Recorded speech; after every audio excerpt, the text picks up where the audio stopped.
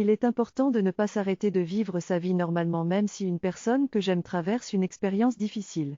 Se couper du monde et arrêter de vivre pour montrer mon soutien n'est pas aider la personne. Au contraire, la personne a besoin d'une bonne énergie et de compassion pour retrouver de la force. Je dois être aligné avec moi-même et avoir une présence positive pour lui donner de la force. Il faut faire la part des choses entre la sensibilité aux difficultés et la gestion émotionnelle qui peut bloquer ma propre vie.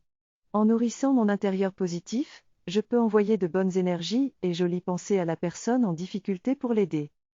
Dans cette discussion, j'ai réalisé que pour bien vivre ma vie, je dois apprendre à me protéger des énergies négatives et être conscient de ce qui se passe en moi.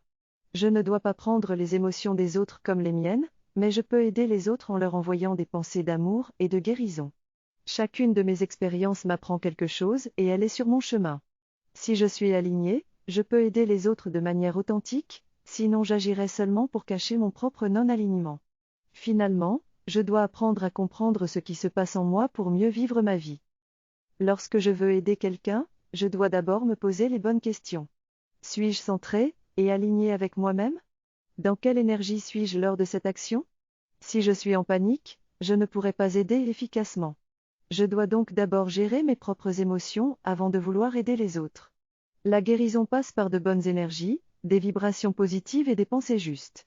Si je ne suis pas dans ce bon état intérieur, je risque d'aggraver la situation et de ne pas pouvoir aider l'autre personne.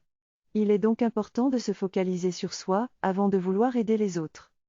Pour moi, il est important de comprendre que chacun vit des expériences différentes et que je suis responsable de ce que je ressens et comment je le perçois. Je dois chercher à maîtriser mon monde intérieur afin d'obtenir un bien-être, car les énergies positives sont contagieuses et me font du bien. En revanche, les émotions négatives comme la peur ou l'anxiété ne feront qu'aggraver mon état. C'est donc à moi de prendre soin de moi-même.